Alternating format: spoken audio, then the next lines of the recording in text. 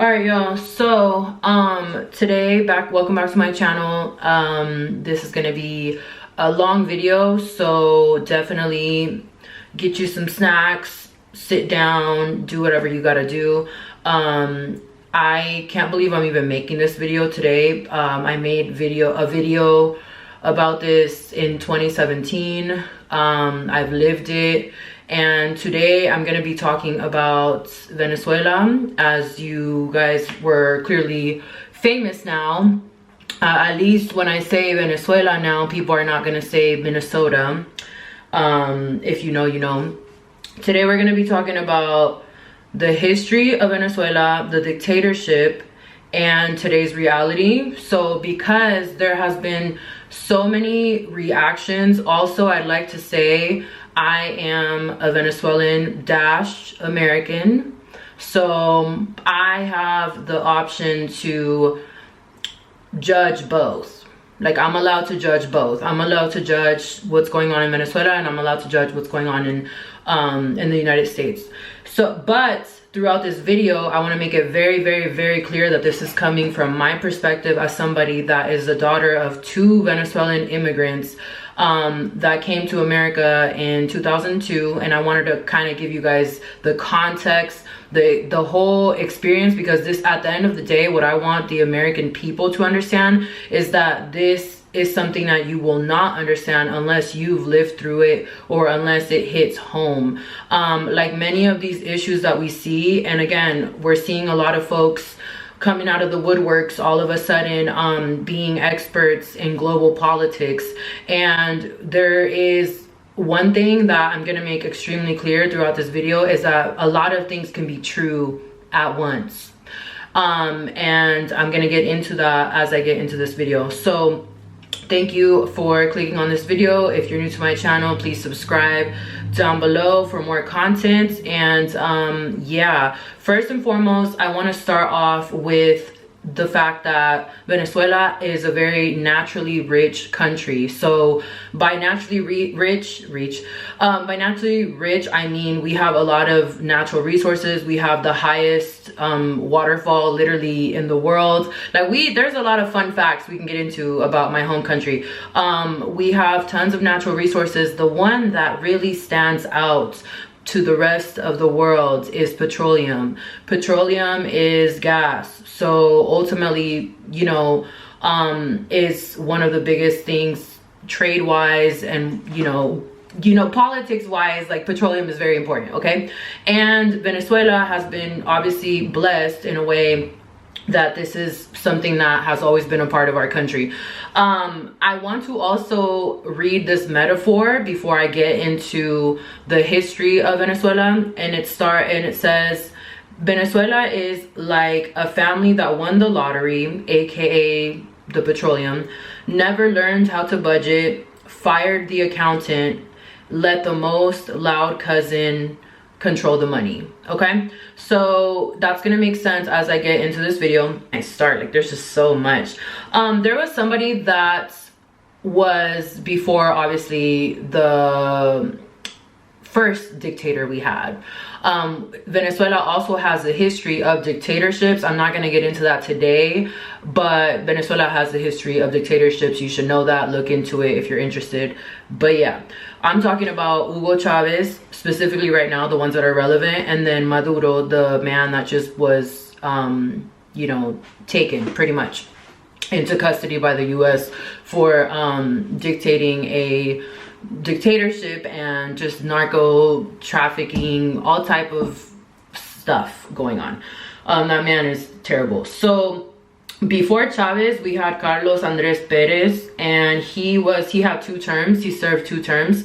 So his first term was from 74 to 79, and then the second term was 89 to 93.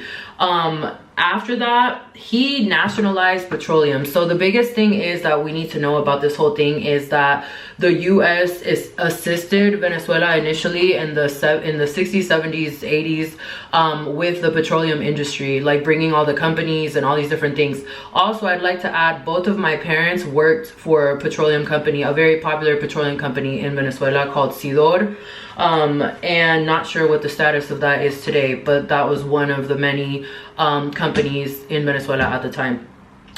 So again, he nationalized petroleum. So that basically is one of the biggest like turning points in our history, because he essentially brought it back to Venezuela, basically making it like that Venezuela is the one that's going to be producing the oil and doing all these different things, and they basically just took it all back for Venezuela, like be in charge of it. And that is when we get to Chávez, which is crazy because again, the way that he presented himself to the public, people did not think that he was like gonna be a dictator. Like, he did not present himself in that way. He did not conduct himself in that way. My dad told me that he even voted for him. Like, it was very much a different vibe when he was taking the presidency at the time. And his presidency officially started in 1998, 1999, around there. So again, before I want to make it so clear, you guys, like, Venezuela is one of the richest countries and was largely due to oil, but again, just natural resources in general, which brings us to today's history or what's happening right now, which we'll get to as well. So again, the biggest thing is that, and then Chávez he started his whole government. And essentially, as it progressed, he was also like buddies with Fidel Castro. Him and Fidel Castro, he's the dictator of Cuba. And him and Fidel Castro became really close friends, essentially. And throughout the years, he kind of adopted the same model that Fidel Castro had with his country. And you can look into that's a whole separate video, and I'm definitely not getting into that today. I'm just talking about the influence. And so basically, after them becoming buddies, he basically adopted similar ideologies and started to do the same thing within his government. The oil companies, everything just started going to shit. Like, literally everything just started going to shit. There was little to no money coming in. And the money that was coming in, they started hogging it. Because again, you guys, we're talking about petroleum is something that it's worth a lot. So ultimately, a lot of the, the funds were being hogged by the government. So again, his government just kept getting progressively worse. That's why Venezuelans, whenever you talk to Venezuelans about socialism, especially in America, when people like mention even just that like word, people kind of look at you crazy, or they're not really like on board. Venezuelans, at least, like we definitely blink twice before someone's talking about socialism, because on paper socialism looks great, and socialism can be, you know, something that is beneficial to a society. But for Venezuela, unfortunately, that turned into communism. So, and then a whole dictatorship and everything in between. So again, that is a little bit more of the brief history of Venezuela. Again, I could make a whole video on just the history, but we're gonna get into the dictatorship itself. So I wanted to talk about, again, this is my personal experience, so I'm telling you guys like my personal lived experience as a Venezuelan American. So I was born in Venezuela. My sister was as well. I was born in 1996. Moved to America in 2002 when I was 6 years old. My parents were 35 years old. My parents initially, again, Venezuela was still doing pretty good up until the point that this man took power. And my dad said that during that time, there was just speculation of what that new president was gonna do, Chávez. Like, there was just speculation of the kind of person he was gonna be. And again, he was showing himself to people like, oh no, you know, where I'm not gonna be a dictator. Like, that's not gonna happen. So pretty much after that, like, my parents pretty much made a decision to move to America, not necessarily because of what was happening with the government at the time, but just because they got the opportunity to move to America, and America has a lot of opportunities. So my dad is naturally a hustler. He had came out here before us and just naturally, you know, brought us with him after, just because the back and forth from each country was getting to be a lot. And that's how I ended up growing up in America, and out of anywhere, we ended up living in San Diego, California. And so essentially, the situation was brewing. That's why I made that very clear, like what I did a TikTok video. The situation was brewing, but we weren't really necessarily there to see it kind of explode to be what it became.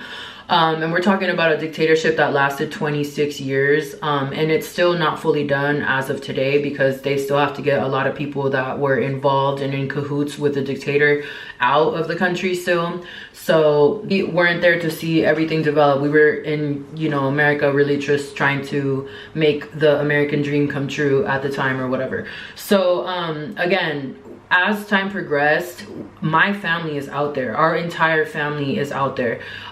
Me and my family were, you know, going through the process of, you know, staying in America long term. And our whole family, my mom's side, my dad's side, everybody was out there still.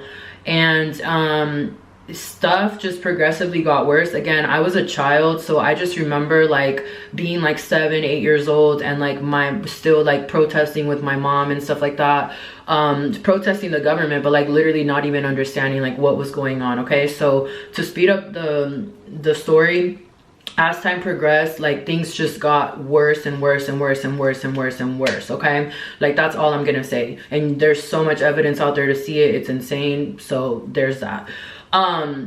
It got worse, and by the time it was like 2013, the first dictator died, and he died abruptly, and he died from cancer, and that was Hugo Chávez. So he died in 2013, and then boom, he already had a successor. So like the Venezuelan people didn't even get to choose like who was next. Like he chose it, pre-chose it before he passed away. And the successor was Maduro, the man that they just took into custody not too like a few days ago. And that man continued, and mind you, he was an active Chavista, which is another thing we're gonna get into today too. He was he was very much like invested in praising Hugo Chavez for everything that he did. So he just, you know, kept at it pretty much. And he did that like basically continuing the legacy of the shitty government and the shitty politics and the shitty everything and the corruption. He just kept it going, and he made it 10 times worse. And to the point that we get to this point where, again, now we're in 2017, let's say, there's people protesting on the streets of Venezuela. There's people that are getting killed. There's children that are being killed. I'm gonna insert you know, videos of, or just photos of people that were involved in the street protest, or that were just involved in being like vocal about against the dictatorship.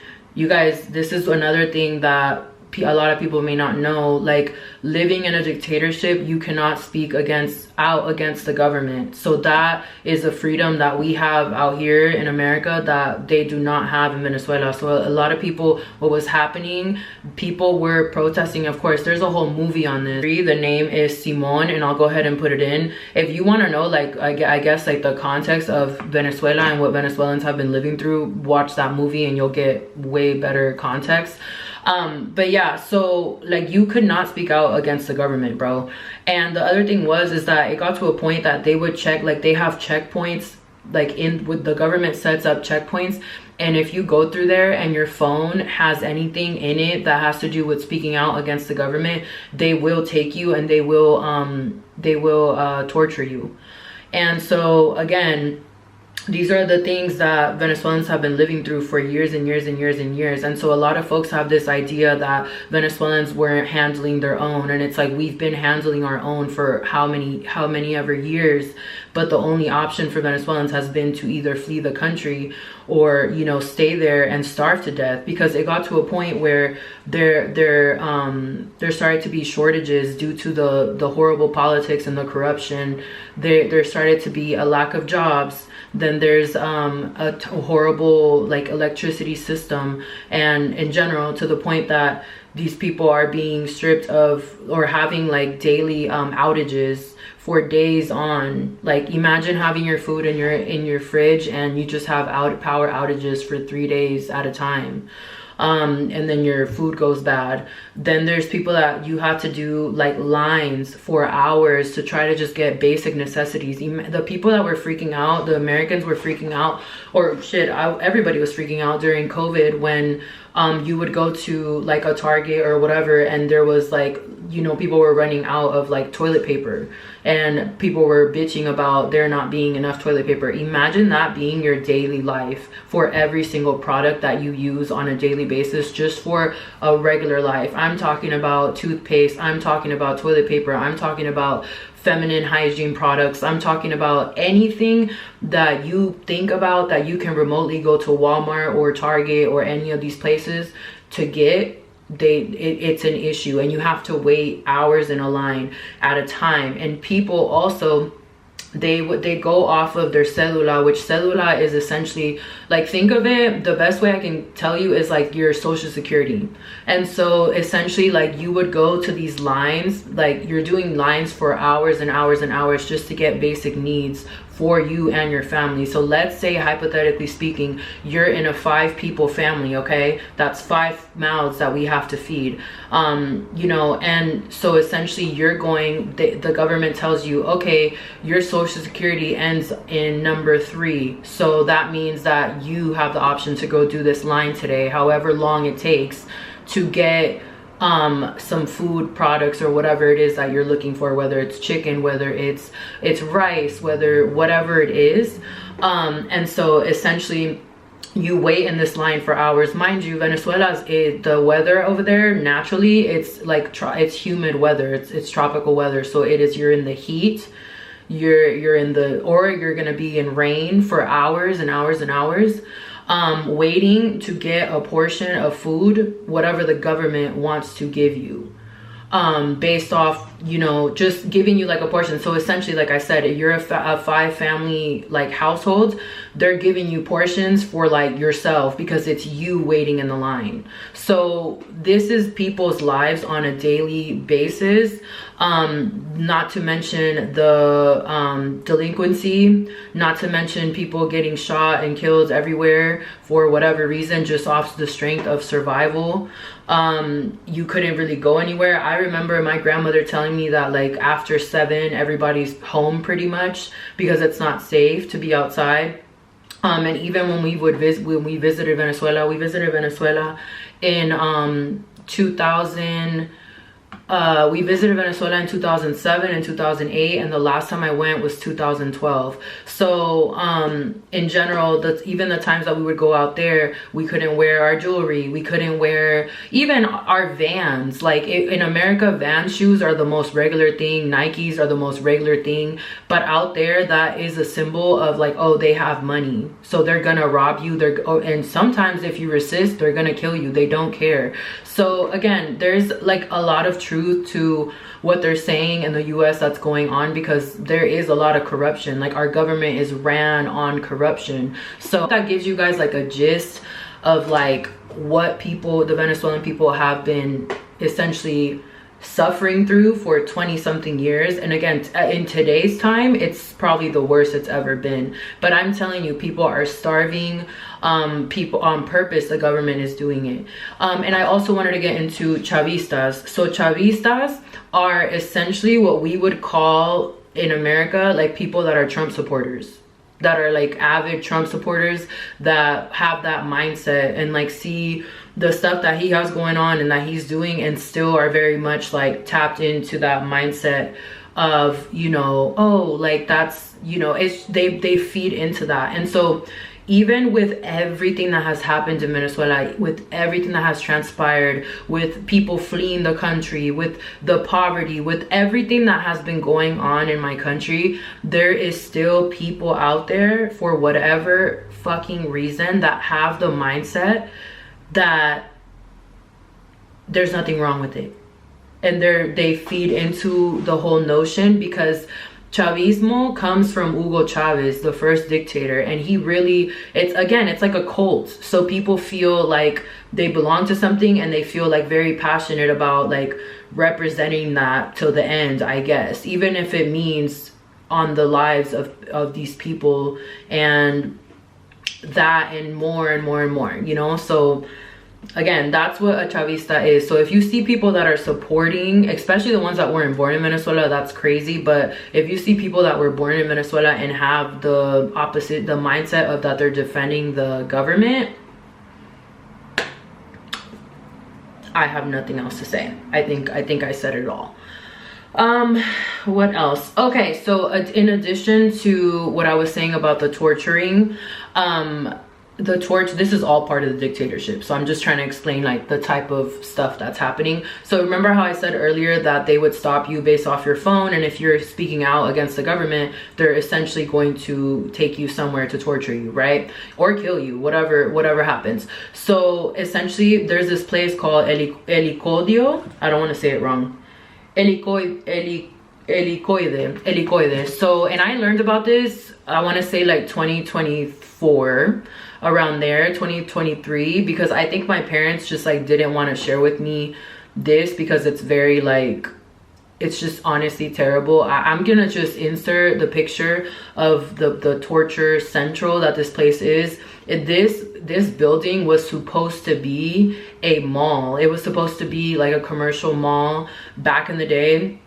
And one of the previous presidents, like it never came to be nothing. So the government and the regime turned it into a torture central. So that is where people would go. And I invite you to do some research on the type of torture that happened there, because I just don't even have it in me to talk about the atrocities that happened there. And just off of me finding out like the stuff that happened was more than enough for me. So again, I will link it down below, all of the resources, and I will also link down below any relevant things that I feel like will be more informative to what is happening in Venezuela and why Venezuelans are so ecstatic about what's happening.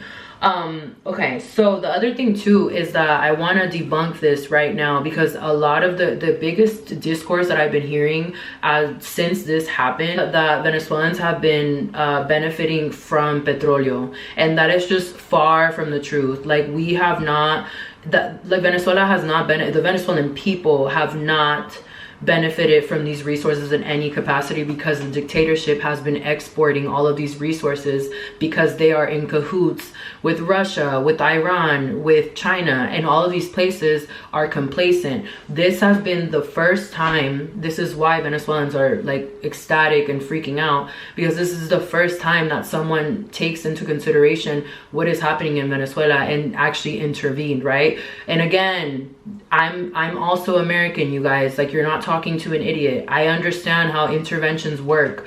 Like, the US is not here to be our savior. I understand that. Like, that's not necessarily like what the point is. I understand that that's the perspective from Americans, because they don't understand what Venezuelans have been living through. And that's exactly why I decided to make this video, because I need you guys to understand the context behind everything.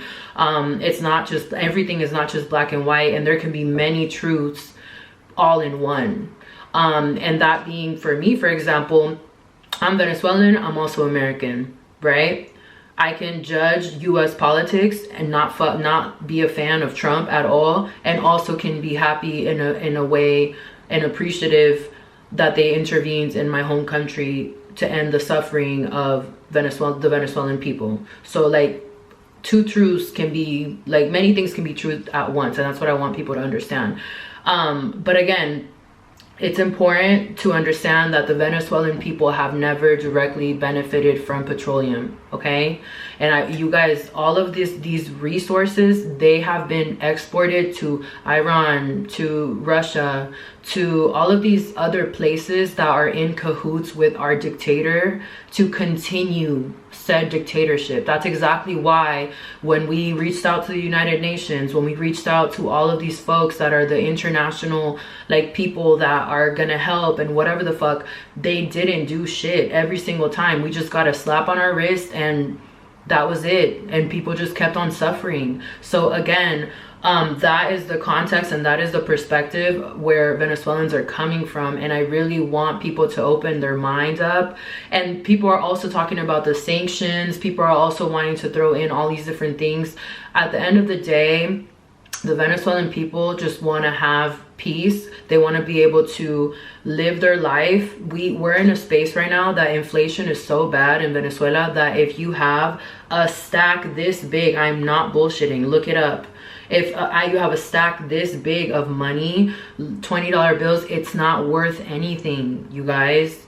Like the money is devalued. These people, like these what's it called, the dictator, that's why it's hilarious when I see, well, it's not hilarious because it's annoying actually, when I see people like defending our dictator and like being annoyed that talking about free Maduro. What are we talking about? What are we talking about? Like, this man is an actual criminal, not only because of what he's done to the Venezuelan people alone, that should be enough, but he is also in cahoots with the drug trafficking, with all these different things that are going on. Like, that man is not a saint. He's far from it. So that's that on that. And let me see if there's anything else I wanted to say. I think I just wanted to say, and I'll end the video here. I just wanted to say that I have been raising awareness about Venezuela since I can remember. This is something that is very personal to me because, one, I am Venezuelan. Both of my parents are Venezuelan. I was born in Venezuela and moved to America, you know, because my dad saw more like opportunities and stuff out here for us. But at the end of the day, I have never and will never let go of my Venezuelan identity because, oh, before I end the video, actually, another thing, you guys, because of the dictatorship, the people that live outside of Venezuela are considered traitors to our dictatorship. So in order to enter Venezuela, you have to have a Venezuelan passport. You cannot, they don't even let you in the country if you have an American passport. That was something that I just wanted to throw in there before I forget. But yeah, like I said, have compassion, bro. Have compassion with, I understand, like, there's a million things going on and these are your tax dollars, my tax dollars. Like, I understand the American perspective. I really, really, really fucking do. But at the same time, in the same sentence, please be more mindful before, you know, just being an automatic, like, an expert in global politics. Because to be honest, like, you do not know what these people are living through. You do not know half of what these people have lived through and survived. And personally, I think the resilience of Venezuelans should be studied because we're built different. And I am from that. I come from that. So I'm very, very, very proud to be Venezuelan. I hope that this, and American too, both. America be pissing me off, but I'm in between both cultures, and I'm grateful for what America has given me, and I'm grateful for what Venezuela has given me. But yeah, I hope that this video was informative. Please share it with somebody else too, and I will see you guys in my next video.